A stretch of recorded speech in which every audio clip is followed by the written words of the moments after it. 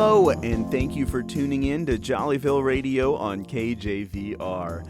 I'm your host, Jimmy Pykrust, coming to you from the Purple Street Studios in beautiful downtown Jollyville. Today on the program, Kitty Westlake and Aunt Suzy walk us through a new recipe, and Amanda Keeton follows the next chapter of Stan and the Missing Lasagna.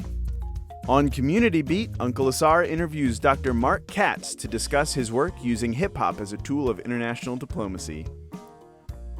We're so glad to have you with us in Jollyville today, and we hope you'll meet us after the show for kolaches at Shaky Girl Coffee. Before we get started with the program, let's hear a word from our sponsors.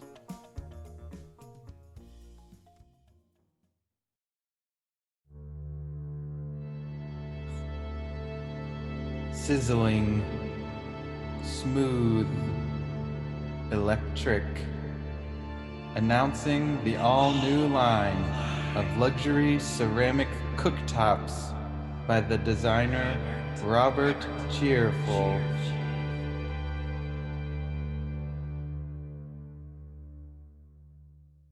Bonjour. Aloha. 你好. Guten Tag. Jumbo. Good day, mate. Hello!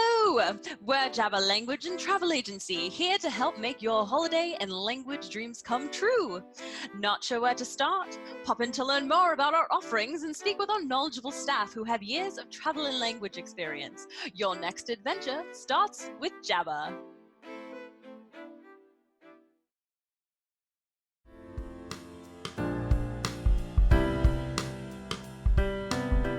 Hello, this is Mark Katz, and you're listening to KJVR Jollyville Radio.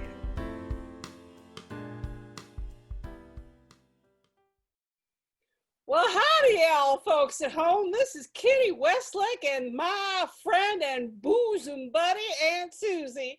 Aunt Suzy, you want to say hello to folks at home? Hi, folks at home. We are just welcoming you all back to another episode of our old-fashioned cooking show.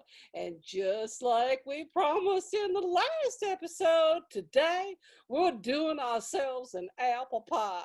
Because, hey, if you can't make a pie, you really can't say you're cooking. Good, Kitty. I'm with you all the way there. Everyone loves it. And it goes with almost any meal or occasion, or even stands on its own as an anytime snack. And girly girl Suzy, a pie has a bad rap, for being difficult. There's almost nothing simpler, and you'll see it as we break it down for all the folks at home today. We'll jump right in first with the dough for the crust. That seems to be the bit everyone at home gets scared of the most. Now, you folks at home, you just assemble your things. Y'all start with a bowl full of flour and work in a chunk of shortening and a sprinkle of salt. Just a sprinkle, mind you, just enough to wet the taste buds. Oh, yes, we never want it too salty. But really shortening, Kitty? I always prefer lard, and I use a hunk, let me tell you, not a chunk. Like with so many other things we make in the kitchen, the pig is one of our best friends. Well, Suzy, you and I sure are in agreement on pigs. We love them pigs. But some folks, dearie, have their reasons for using shortening. Yes, lard works too, but you'll need to make sure to add a splash more water, though, since the moisture content of the lard is a bit lower than shortening. Good tip for the folks at home, Kitty. After you've worked the lard into about pea-sized bits, use a fork to scramble an egg into your jar of cold water, along with just a tish of white vinegar. Why, yes, Suzy girl, that's one of those never-fail cooking secrets to keep your dough from getting too tough. But really, just a dribble is more than enough. You don't want the dough to be so tender that it falls apart as you roll it out. Yep, pour your water into the flour and lard and knead it just enough to get a uniform consistency. Not too much, though, or you'll need an electric knife to cut your pie. And once you all folks are finished kneading at home, you can wrap the dough in plastic wrap and put it in your old refrigerator for up to a whole week. A whole week? Are we supposed to banter on air till then, Kitty? Well, you know Aunt Susie would love to, but of course not. We're going to stop here now and pick it up next week. Thanks to all you folks at home for tuning in to the Old Time Cooking Show. Bye-bye, Susie. Bye, Kitty.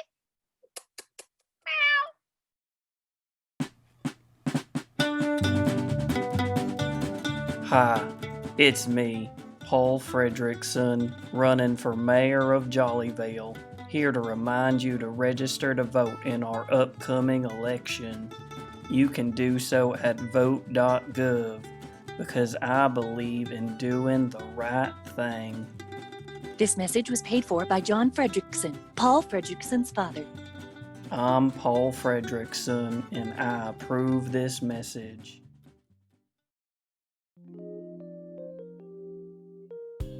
Last time on Coffee Filters. All morning, I've been sitting at my desk thinking about that hot, gooey cheese, that sweet tomato sauce, the steam rising up from the pasta. That was my last piece of Kitty Westlake's blue ribbon double sausage Dutch oven lasagna. It meant everything to me. I'm Amanda Keeton, and on this show we filter the truth and get to the bottom of office mysteries. Join us as we continue to filter the truth about Stan and his missing lasagna. Pour yourself another cup, because this is Coffee Filters on KJVR. Hey, this is Stan. I just wanted to let you know I got home and my lasagna was sitting on the kitchen table. I guess somebody felt bad and broke into my house to give it back to me. At first, I thought what everyone probably is thinking right now, that Stan couldn't admit that he simply forgot the lasagna. But something didn't add up. I decided to visit Stan at his home one hot Tuesday morning.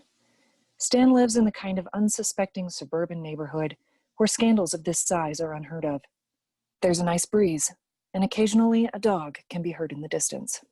I had originally wanted beige, but the paint store clerk tried to upsell me on a flashy shade of taupe. I settled on earth tone green instead. We're standing at Stan's front door. The landscaping is sparse, but well maintained. He brings me into the kitchen, which has an industrial sterile appearance. Sorry for all the mess.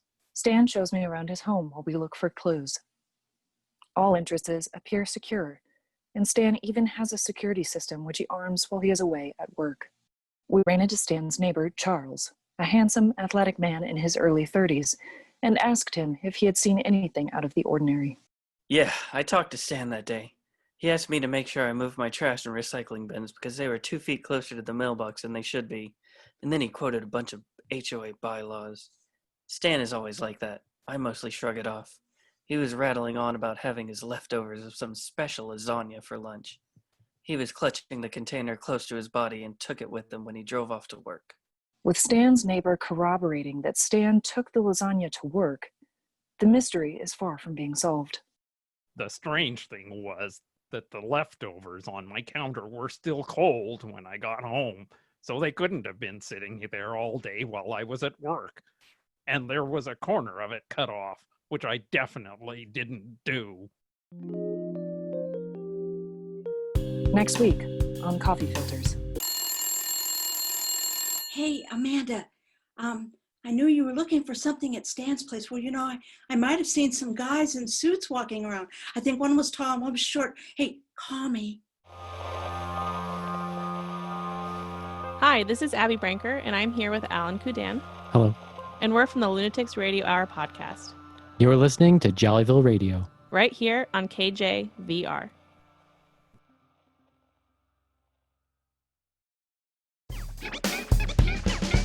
This is Jollyville Community Beat with UncleASAR, turning the spotlight on good people doing great work in the real world. I'm rapping today with Dr. Mark Katz, founding director at Next Level, a University of North Carolina Chapel Hill-based organization using hip hop music, dance, and art to foster cross-cultural creative exchange in diverse communities. Dr. Mark Katz, welcome to Community Beat. Thanks for having me. I'm delighted to be in Jollyville. Now, Next Level is a U.S. State Department initiative harkening the jazz ambassadors from the 1950s. Tell us more about that. So Next Level is the name of the program that I was the founding director of. It's in the lineage of the Jazz Ambassadors program, which is when the State Department sent famous American jazz artists around the world to promote a better image of the U.S. and to kind of one-up the Soviet Union during the Cold War. So this was a Cold War phenomenon, and Next Level is kind of the hip-hop post 9/11 version of the Jazz Ambassadors. Let's reverse for a second, Dr. Mark. For the non-initiate, what is hip-hop or hip-hop culture?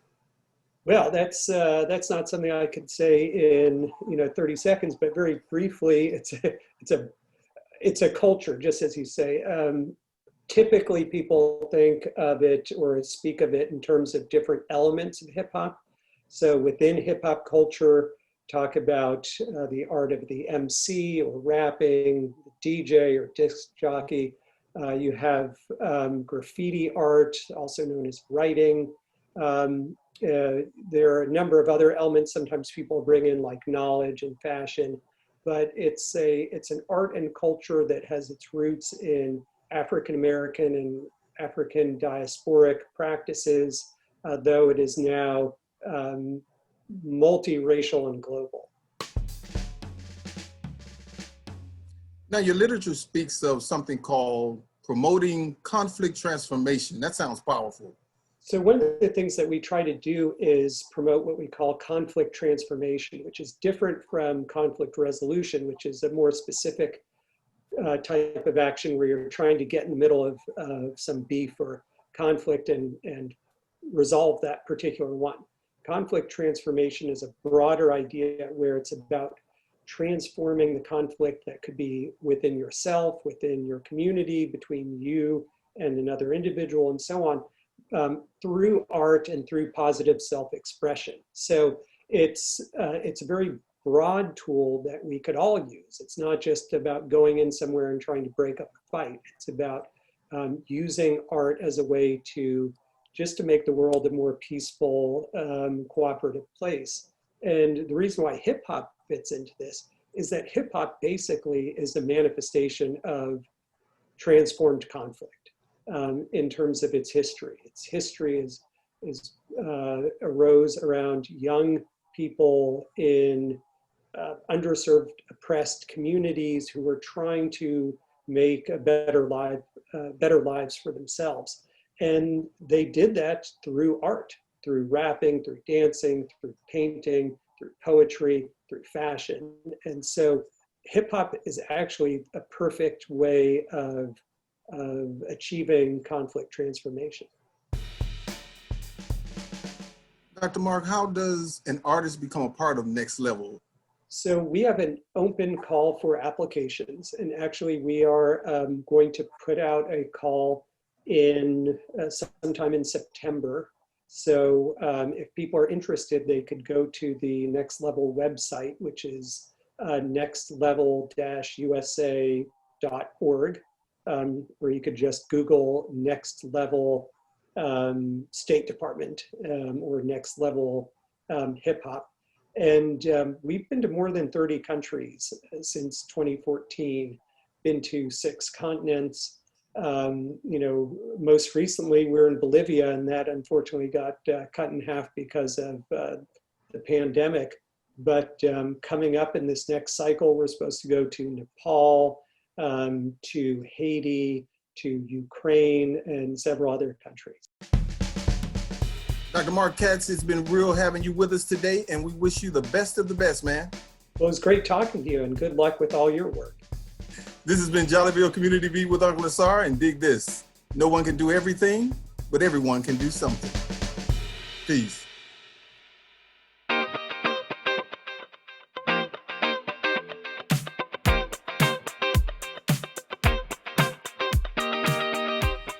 The creative team that wrote and recorded Jollyville Radio include UncleASAR at Cable Line, Emily Antonek, Lizzie Brister, Michael Crosa, Michelle Darcy, Richard Dayries, Brian Green, Susanna Kay, Pilar Caprida, Robert Leary, Zachary Markeiser, Brian Routson, Thomas Schlitt, Monsi Santian, and Kay Wise.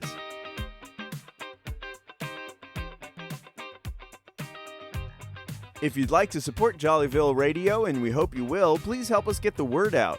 Tell a friend, post on social media, or leave a rating and review on your favorite podcasting platform. You can also find us on the web at jollyvilleradio.com or on Facebook and Instagram at Jollyville Radio. Jollyville Radio is directed by Michael Crosa with lead editing provided by Dr. Monsi Santian and social media help from Amy Costa. The recording was made in accordance with social distancing. Jollyville Radio is a production of Jollyville Brass Quintet, member of Austin Creative Alliance. We are based in Austin, Texas. For KJVR in Jollyville, I'm your host, Jimmy Pykrust. We'll see you next time on Jollyville Radio.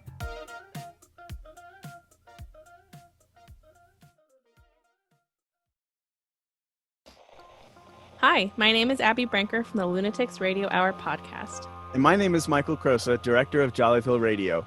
We're teaming up to bring you a very scary special treat this Halloween.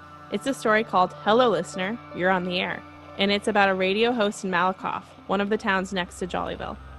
We're very excited about this because it's going to be so different than anything we've ever done on Jollyville Radio before.